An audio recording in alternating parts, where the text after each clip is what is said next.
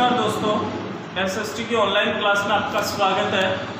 आज हम टॉपिक को आगे बढ़ाते हुए प्राकृतिक और वनस्पति और जो वन्य प्राणी हैं, इनमें पिछली क्लास में अपन वन्य प्राणियों के संदर्भ में पढ़ा था, जिसमें आपने पढ़ा होगा कि भारतीय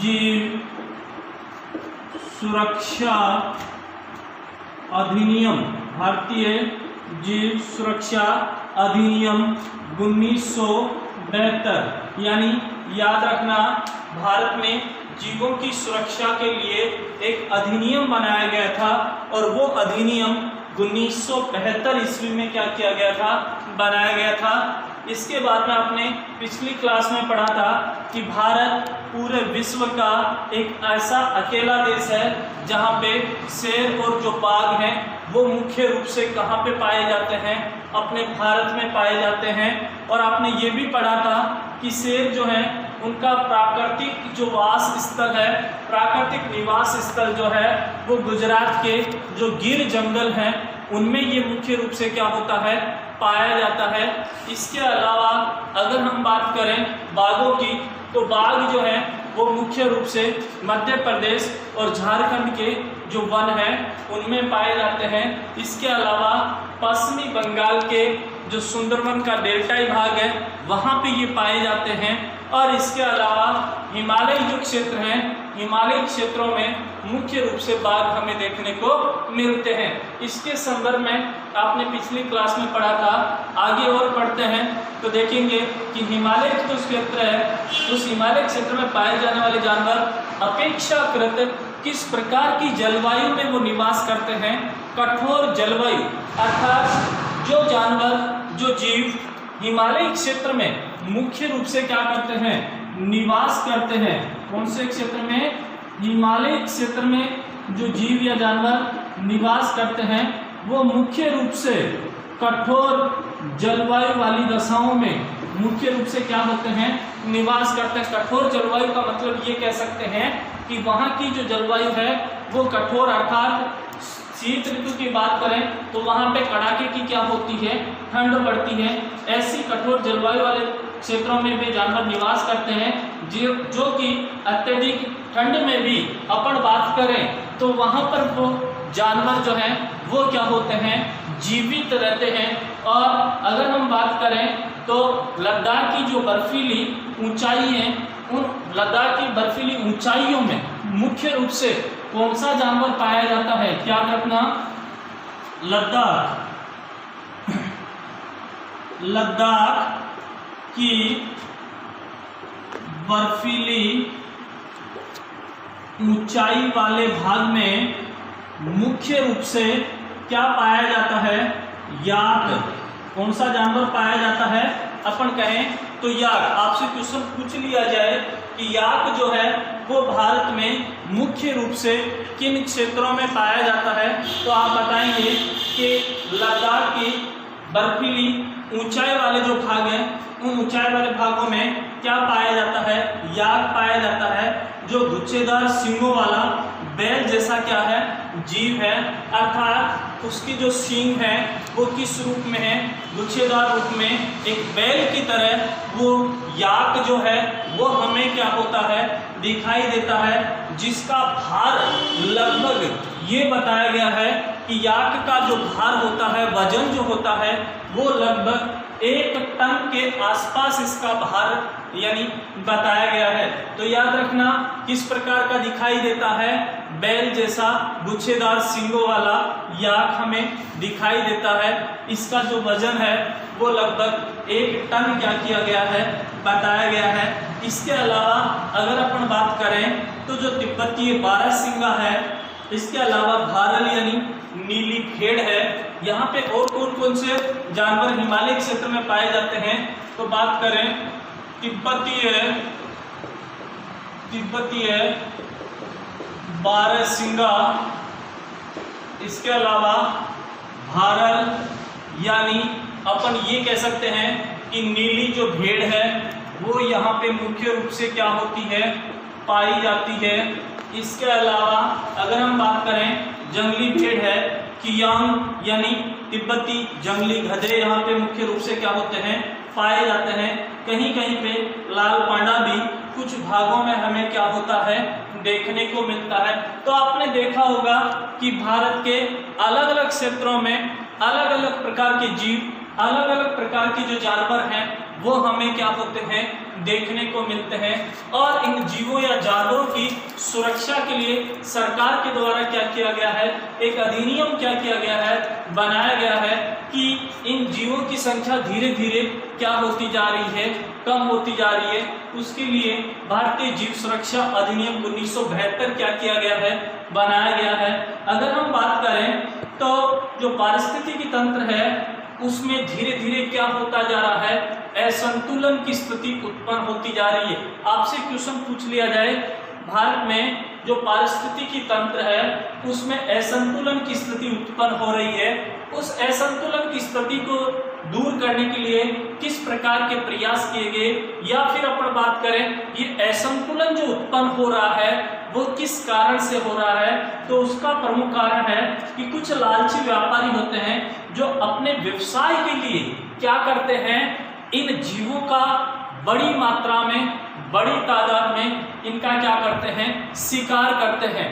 अब जब इन लालची व्यापारियों के द्वारा इन जीवों का, इन जानवरों का अपनी लालच के लिए अगर शिकार किया जाएगा तो क्या होगा, इनकी संख्या धीरे धीरे क्या होगी, कम होगी। इनकी संख्या कम होगी तो जो पारिस्थितिकी जो संतुलन है उसमें अपन कहें कि असंतुलन की स्थिति क्या होगी, उत्पन्न होगी। इसके अलावा रासायनिक और औद्योगिक अपशिष्ट तथा तेजाबी जमाव के कारण क्या होता जा रहा है, प्रदूषण होता जा रहा है। इसके अलावा कुछ विदेशी प्रजातियों का यहाँ पे क्या हो रहा है, प्रवेश हो रहा है। इसके अलावा कृषि और निवास के लिए वनों की अंधाधुंध क्या की जा रही है, कटाई की जा रही है, जिसके कारण पारिस्थितिकी असंतुलन की स्थिति जो है वो क्या होती जा रही है, उत्पन्न होती जा रही है। अर्थात इस पर्यावरण में असंतुलन की स्थिति के लिए अगर हम माने तो मुख्य रूप से कुछ प्राकृतिक कारण भी हैं और कुछ ऐसे मानवीय कारण भी हैं जो कि असंतुलन के लिए मुख्य रूप से अपन क्या कह सकते हैं, जिम्मेदार ठहरा सकते हैं। कि जैसे कृषि कार्य के लिए या मानव अपने निवास के लिए भी पेड़ों को, वनस्पतियों को, जंगली जानवरों को क्या कर रहा है, नुकसान पहुंचा रहा है, उनका अत्यधिक मात्रा में क्या कर रहा है, दोहन कर रहा है, जिसके कारण क्या होता जा रहा है, पर्यावरण में असंतुलन की स्थिति जो है वो उत्पन्न होती जा रही है। अब हम बात करें भारत की पादप और जीव संपत्ति की सुरक्षा के लिए सरकार के द्वारा क्या कदम उठाए गए, ये महत्वपूर्ण है, याद रखना। अर्थात भारत सरकार के द्वारा, अब हम यहाँ दोनों की बातें करेंगे, प्राकृतिक वनस्पति और वन्य प्राणियों की, दोनों की यहाँ पे अगर हम बात करें तो क्वेश्चन पूछा जाता है कि भारत सरकार के द्वारा पादप और वन्य जो प्राणी हैं, अर्थात प्राकृतिक वनस्पति और इन वन्य प्राणियों के लिए सरकार के द्वारा किस प्रकार के कदम उठाए गए, यानी इनको बचाने के लिए, इनकी सुरक्षा के लिए भारत सरकार के द्वारा किस प्रकार के प्रयास किए गए। तो मैं पहला प्रयास बता दूं, देश में 18 जीव मंडल निश्चित क्षेत्रों की क्या की गई, स्थापना की गई। देश में, याद रखना, देश में 18 जीव मंडल निश्चय क्षेत्र, जीव मंडल निश्चय क्षेत्र का मतलब हो गया आरक्षित क्षेत्र। क्या, आरक्षित क्षेत्रों की यहाँ पे क्या की गई है, स्थापना की गई है। अर्थात ये जो 18 जीव मंडल निश्चित क्षेत्र स्थापित किए गए हैं, इन क्षेत्रों में शिकार करना, पेड़ों को काटना पूर्णतः ये कहें कि क्या है, प्रतिबंधित है। इनमें ना तो हम क्या कर सकते हैं, किसी प्रकार के पेड़ों की कटाई कर सकते हैं, ना ही जंगली जानवर, जंगली जीव जो है उनकी हम क्या कर सकते हैं, शिकार कर सकते हैं। इसके अलावा हम बात करें, इन 18 जो जीव मंडल निश्चित क्षेत्र हैं, इनमें से 10 ऐसे जीव मंडल निश्चित क्षेत्र हैं जिनकी गणना विश्व के जीव मंडल निश्चित क्षेत्रों में की गई है। अर्थात 18 जैव मंडल निश्चय क्षेत्रों में से 10 जो जीव मंडल निश्चय क्षेत्र हैं उनकी जो गणना है, निश्चय क्षेत्रों की गणना किसमें की गई है? विश्व के जीव मंडल निश्चय क्षेत्रों में इनकी क्या की गई है? गणना की गई है। तो ये 10 ऐसे कौन से जीव मंडल निश्चय क्षेत्र हैं, आरक्षित क्षेत्र हैं, जिनकी गणना पूरे विश्व के जीव मंडल निश्चय क्षेत्रों में की गई है? तो उनमें अगर हम बात करें तो देखो, पहला है सुंदरवन जीव मंडल निश्चय क्षेत्र, दूसरा है नंदा देवी जीव मंडल निश्चय क्षेत्र, इसके बाद में हम बात करें नीलगिरी जीव मंडल निश्चय क्षेत्र। इस प्रकार से सुंदरवन है, नंदा देवी है, नीलगिरी है, मन्नार की खाड़ी है, नाकरेक है, नाकरेक, इसके अलावा बात करें मन्नार की खाड़ी, इसके अलावा बात करें मन्नार की खाड़ी, इसके अलावा ग्रेट निकोबार, मानस, सिमलीपाल, ग्रेट निकोबार, मानस, सिमलीपाल,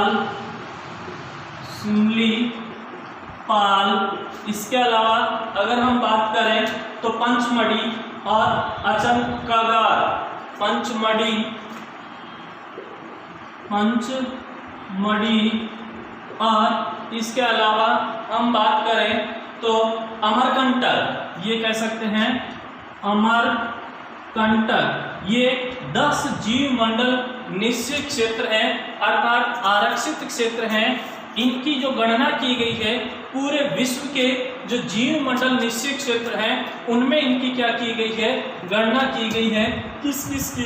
सुंदरवन है, नंदा देवी है, नीलगिरी है, नाकरेक है, मन्नार की खाड़ी है, ग्रेट निकोबार है, मानस है, सिमलीपाल है, पंचमढ़ी है और अमरकंटक जीव मंडल निश्चय क्षेत्रों की गणना पूरे विश्व के जो जीव मंडल निश्चय क्षेत्र या आरक्षित क्षेत्र हैं उनमें इनकी गणना की गई है। इसके अलावा अगर हम बात करें 1992 से सरकार के द्वारा पादप उद्यानों को वित्तीय और तकनीकी सहायता देने की योजना भी क्या की गई है? बनाई गई है। अर्थात 1992 ईस्वी से सरकार के द्वारा पादप उद्यान, अपन बात करें पादप उद्यान और बात करें विभिन्न प्रकार पादप उद्यानों को वित्तीय और तकनीकी सहायता, वित्तीय और तकनीकी सहायता देने की योजना भी सरकार के द्वारा क्या की गई है? 1992 से बनाई गई है। अर्थात इन पादप उद्यानों को वित्तीय सहायता, धन की सहायता, पैसे की सहायता और कुछ तकनीकी सहायता देने की योजनाएं भारत सरकार के द्वारा क्या की गई हैं? बनाई गई हैं। इसके अलावा बात करें तो जैसे शेर संरक्षण, शेरों को बचाने के लिए गेंडा संरक्षण, भारतीय भैंसा संरक्षण और पारिस्थितिकी तंत्र के संतुलन के लिए भी सरकारों के द्वारा विभिन्न प्रकार की योजनाएं क्या की गई हैं? बनाई गई हैं। इसके अलावा लास्ट अपन देखें तो ये कह सकते हैं कि इन जीवों की सुरक्षा के लिए, इन प्राकृतिक वनस्पतियों की सुरक्षा के लिए सरकार के द्वारा 103 नेशनल पार्क, 103 नेशनल पार्क यानी अपन कहें 103 राष्ट्रीय उद्यानों की क्या की गई है? स्थापना की गई है। इसके अलावा 535 वन्य जीव अभ्यारण्य इनकी क्या की गई है? स्थापना की गई है।